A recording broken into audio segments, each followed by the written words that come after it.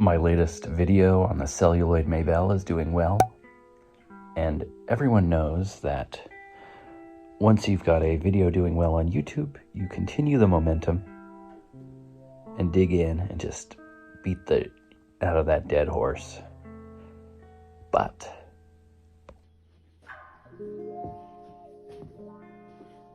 I would love nothing more than to tell you I'm going to finish this guitar in this video, but alas, I have a backlog of customer work and a otherwise very busy week, so Maybell shall have to wait. This is going to be far from the usual fare. If you watch the channel, you know I usually work on pretty unique, vintage, antique instruments, but today we've got to do some sort of normal instruments, average, and we're going to go through some normal repairs, normal setup techniques, useful information. With that extremely exciting, invigorating intro, I'm sure I'm going to retain incredible viewership, so let's get started on these fixes. So my neighbor was given this Ibanez SA. SA is something you're not even allowed to say on YouTube. It looks like a pretty high-end guitar for a low-end guitar, you know, set neck, tremolo, binding, flamed maple cap, rosewood fingerboard, abalone inlays, etc., etc. But realistically, I think these are budget guitars. This one is maybe somewhat on the older side. It's made in Korea. I think they make them in China now. But customer states he can't tune it. It won't stay in tune. And that is for a couple of reasons. Firstly, the intonation is off. Let me show you.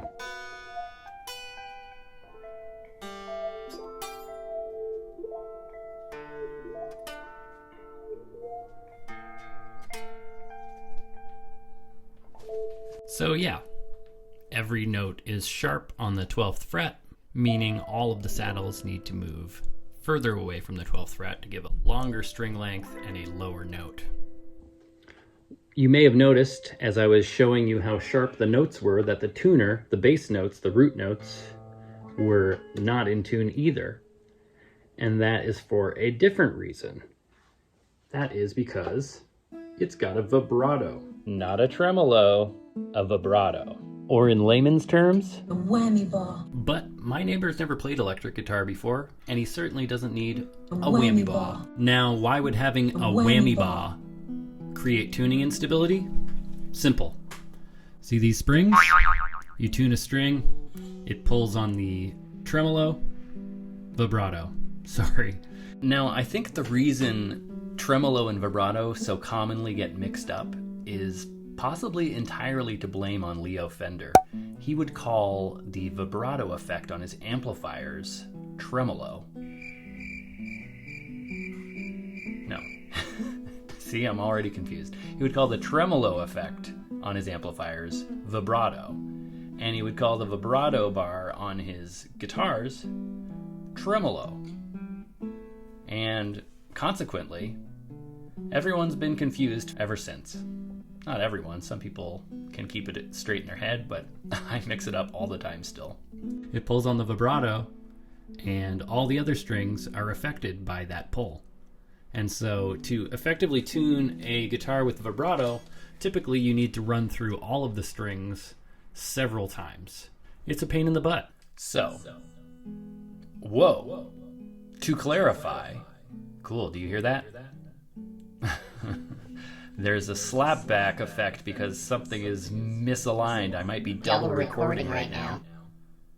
Anyway, it's cool. I'm going to keep it. Keep it! Keep it! Vibrato is a change in pitch, meaning change in note, etc. Whereas tremolo is a change in volume. As per the tremolo pedal I fixed in a previous video, it grounds the signal and cuts out the volume. And then it degrounds, that's not a term probably, and the volume comes back. Quiet, loud, quiet, loud, quiet, loud, tremolo. Okay, tangent over. Back to the video. And guess what else?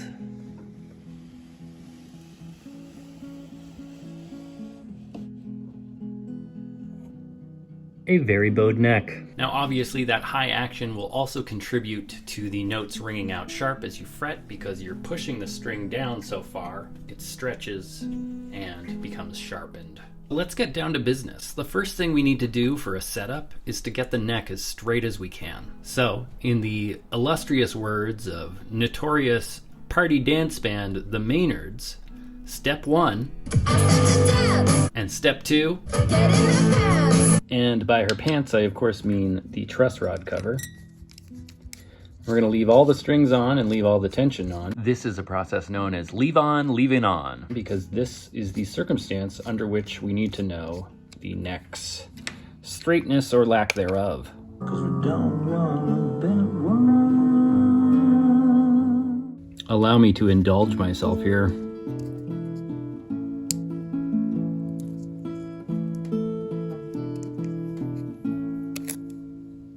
Oh yeah.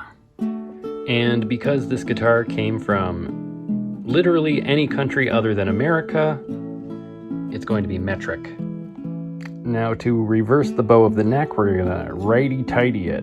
Ooh, that's loose as a goose. That's not good. It could be broken. Hopefully it's just not adjusted at all. Uh-oh. I don't like this. Okay.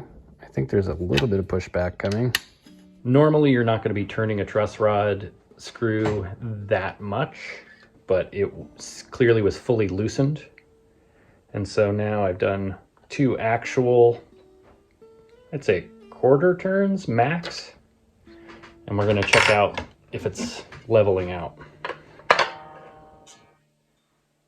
Yep. It's pretty much straight now with just a tiny bit of relief. What's relief, you ask? Well, you actually don't want your neck perfectly straight because a string vibrates and the widest vibration radius is at the 12th fret or the middle of the string. And so, ideally, there's a little bit of dip in the board exactly there to accommodate that vibration instead of it being dead straight. This fall on Peahen, a show so straight it won't even touch its own. Let me be straight with you. How straight? Dead straight. But now this SA is buzzy as a swarm of bees.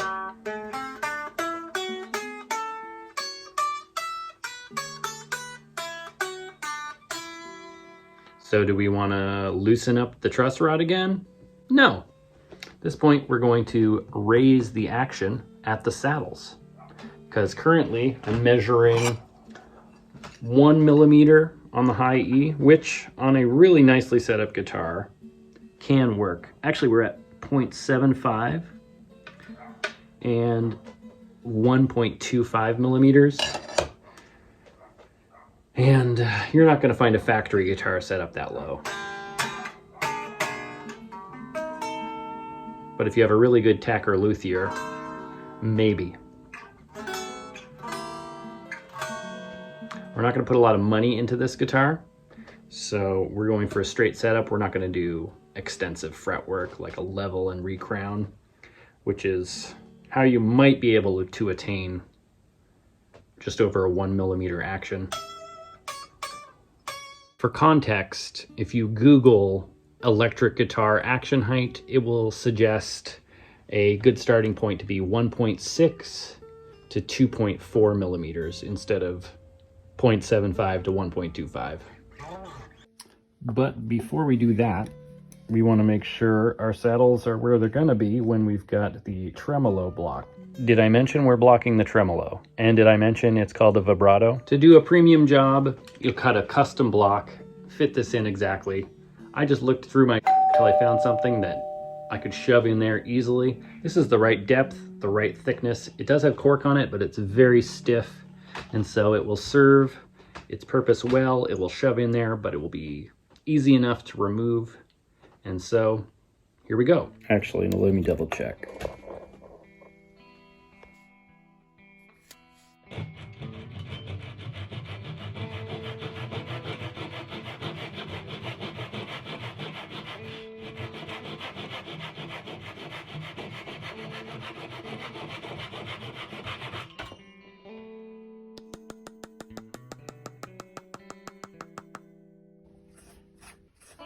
Now he doesn't have this cover, but if he did, it would still fit.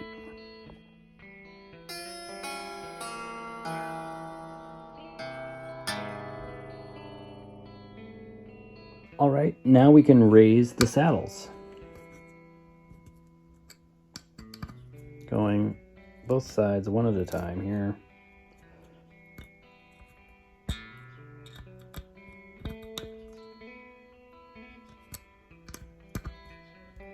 And just check and see if there's any buzz as you go up. And once the buzz is minimized, you can stop adjusting that particular saddle. In this case, we are at 2.25, which is below industry standard according to Google. And so I'm happy with that, and we'll keep going through the rest of the saddles.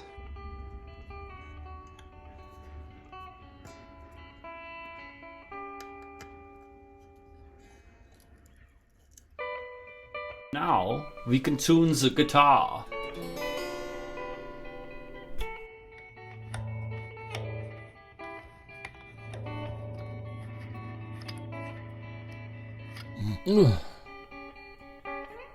Now's the point where you think you're done, but you forgot you haven't intonated it yet. But you still look around.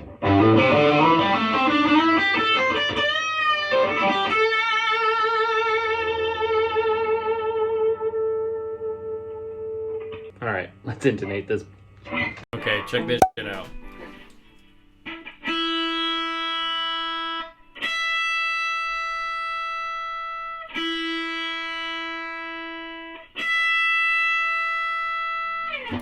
Still almost 10 cents off.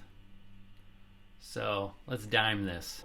As I mentioned before, because it's sharp, we need to lengthen the string to make this space between here and the 12th fret longer, aka lower, a lower note with a longer string length. And so we are going to pull the saddle backwards.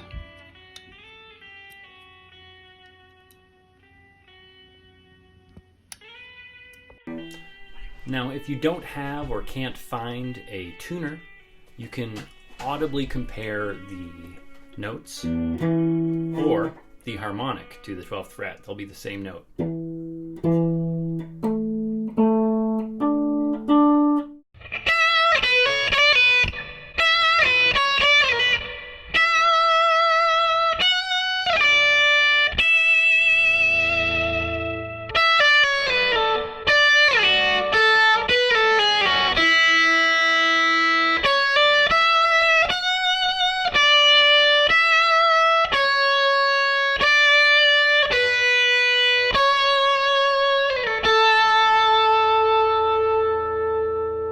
Christmas, everybody. Next up, a guitar I've had in the shop at least twice before and is the subject of a dubious video titled something like "The Worst Guitars to Work On." And it's back.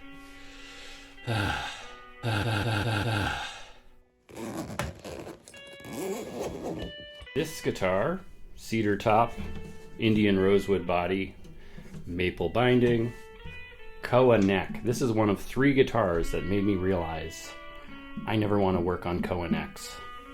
And I never want to build with Koa necks, except for if it's a nice piece of Koa. And by nice, I mean solid and firm. I was fortunate enough to pick up a pretty nice load of Koa right here locally that somebody had imported themselves from Hawaii over many years. And it made me realize as I went through the wood that it is massively variant in density and structural stability.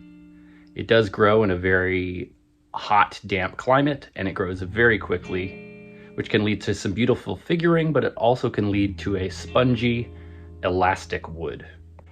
I used a piece on this electric tenor, but electric strings are pretty low tension, and there's only 4 of them. I also used to have an all Koa Paul F. Summers guitar. It was made by Hawaiian Luthiers, but branded by Paul F. Summers, an expat who lived there I don't know if he was actually called an expat because Hawaii is stolen, pardon me, and so part of the US.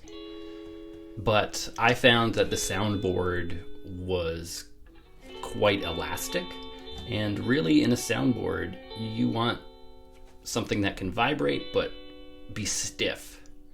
And so it did have sort of an elastic sound to it. You know, it was not a lot of sustain, but a really springy treble forward attack. And I did a ton of work to it. I had to re-brace it. Then I sold it on because I didn't want to keep it long enough where it would need another neck reset, because like I said, the wood, the koa wood especially, likes to move. And so I ran into that issue with the two of this guy's guitars that I've worked on. But today we're just dealing with a giant back crack that's developed. Can you see that? You can't see that. Let me get you a different angle. Here we go. Very, very, very long crack. And more often than not, on a book-matched piece of wood, if you got a crack on one side, it's pretty likely there will be a nearly matched pair to it. And we can see a little hairline developing there as well. As you might have seen if you watched the original video on this guitar and its baritone mate, this builder was pretty new when they built these, and so they were ambitious. And as a builder myself and a collector of antique guitars, I know that the best guitars are lightly built, generally speaking. Okay, let me interject real quick. When I say best guitars, I mean specifically the loudest for their size and the most dynamic, meaning they have the best range of bass, mids, and trebles. Not that other guitars that are heavily built can't be good as well.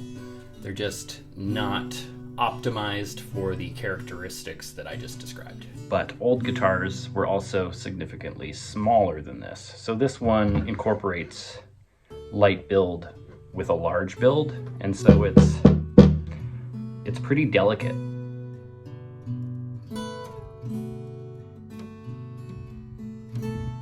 So the first thing I did was snap this back in place so it's level on both sides. There is a little bit of a difference, so we'll see about, oh, it feels good. So the first thing we're gonna do is just slide some glue in there. And I'm going with Titebond. I don't want it to come apart ever again, so I'm not gonna use hide glue. So we'll start by just working some in. I know some people use a suction cup, but I have noticed that just smooshing it in with my finger, it does come all the way through and it doesn't come out the other side.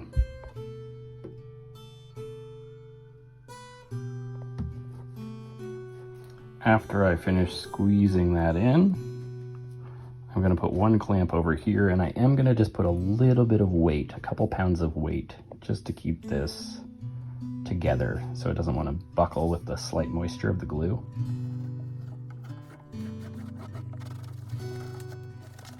It helps to have a child constantly outgrowing clothing if you need a good rag supply.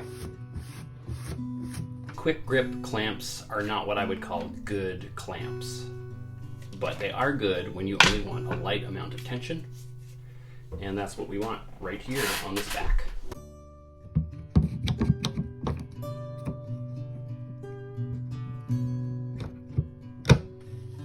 And here you can see if you put a slight amount of down pressure, there's a bit of squeeze out, and that's what we want. We want to push them together.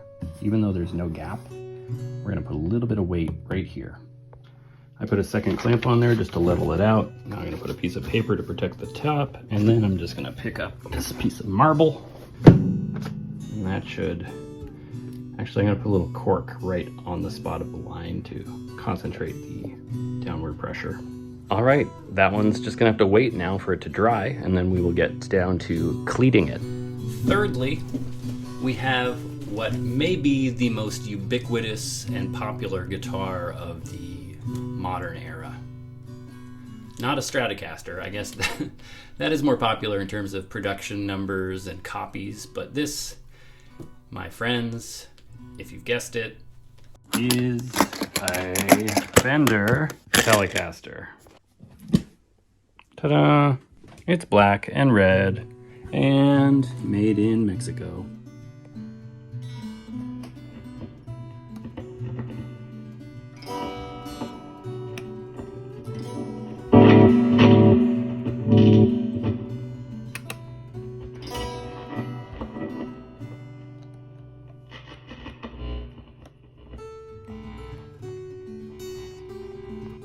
Did you pick up on the issues there?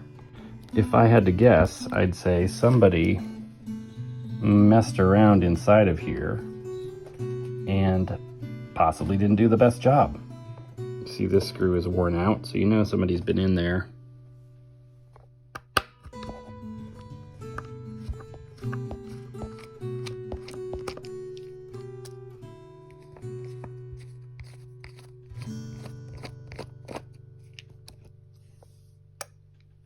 All right, let's see what we're in for.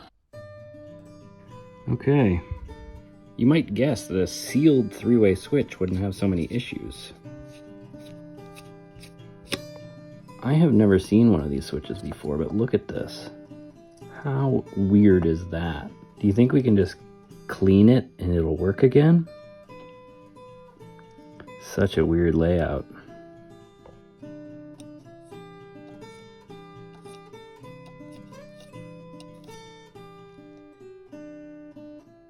Lloyd's cleans it, take one. We all know nothing cleans it like Lloyd's. Cut! Lloyd's cleans it, take two. We all know nothing cleans it like Lloyd's.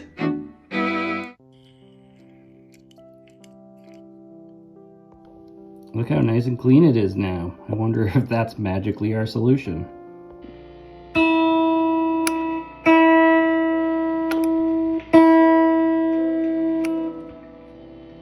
Well, shoot. I thought I was going to have to show you how to wire up a Telecaster three-way switch for this video, but Lloyd's to the rescue. Nobody cleans it like Lloyd's. Now we're going to Lloyd's the out of the potentiometers.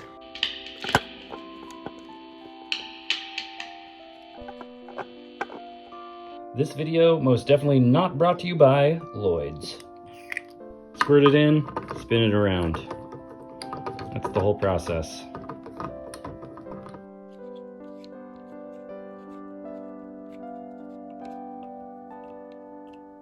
Well, we might as well try and learn something. So, the classic screw technique. Turn it backwards till it clomps in, and then go forwards, and you'll get the same threads and you won't strip it out.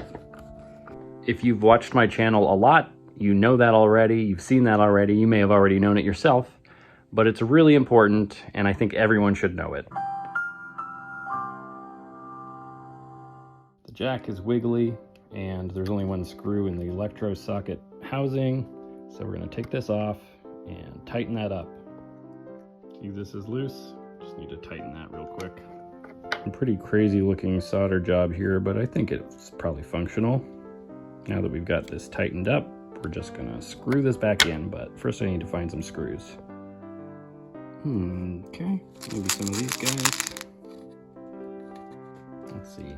The one that was in there didn't go all the way in, so maybe we want to go for these shorter guys.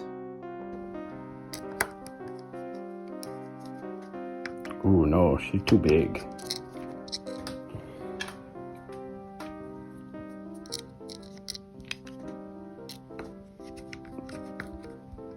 I'm not even seeing a hole on this side, so we might have to drill a little pilot first. Oops.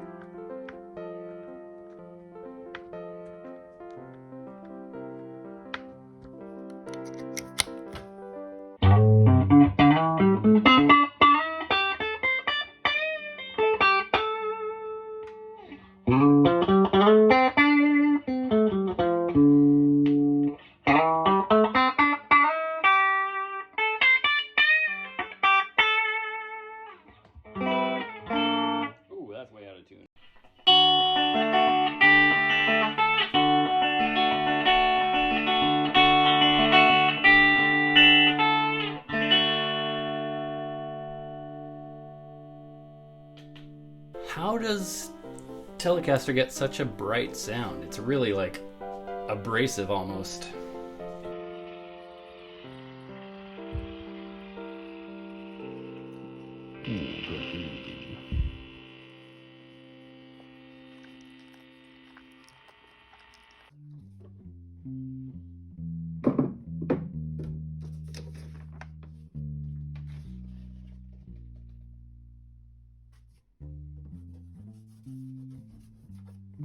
Okie dokie, let's get a cleat on the back crack.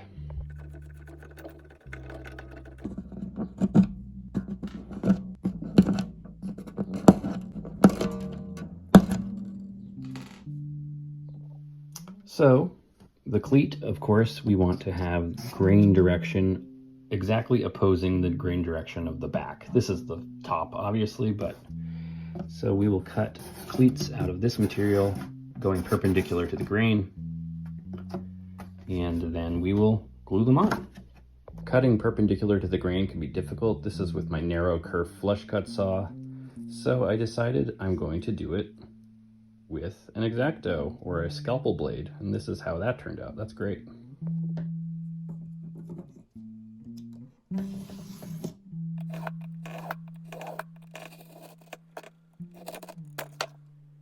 Because of the brace placement on the back, I'm going to have to cut this into 3 segments and boop, boop, boop, glue them in place. There's always the debate about diamond versus strip cleats or round cleats, etc.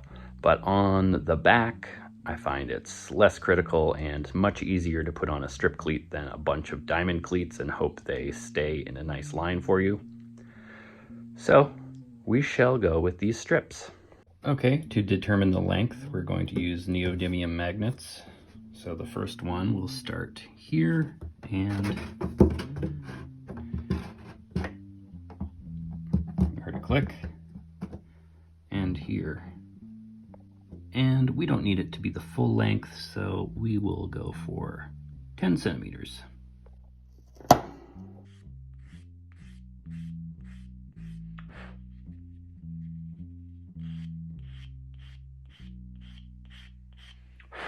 And now for alignment, I'm going to use neodymium magnets again. I'm going to put this flush up against where I want the cleat to be, centered of course on the crack. And put the second rectangular magnet inside, and it will act as the register for when we put in the cleat. It could be in the future somebody wants to remove this, so I will use fish glue just to be accommodating of that. That person might even be me. That's way too much.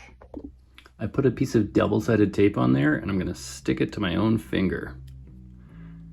And then I'm going to slide it in through the sound hole, butt it up against this magnet on the inside.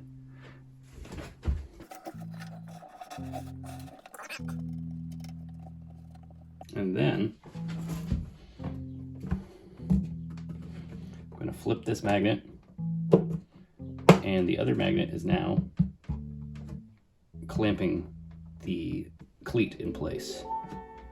And I put a second round magnet on the other end. Now picture that 2 more times.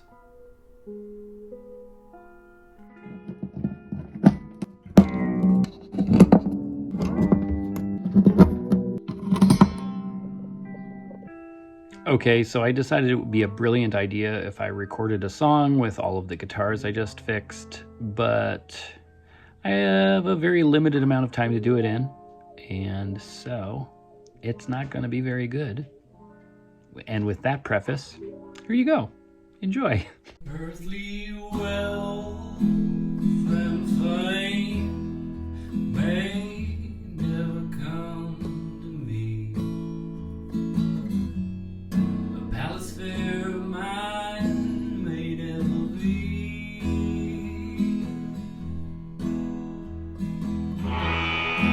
Let come what may, that's what else can.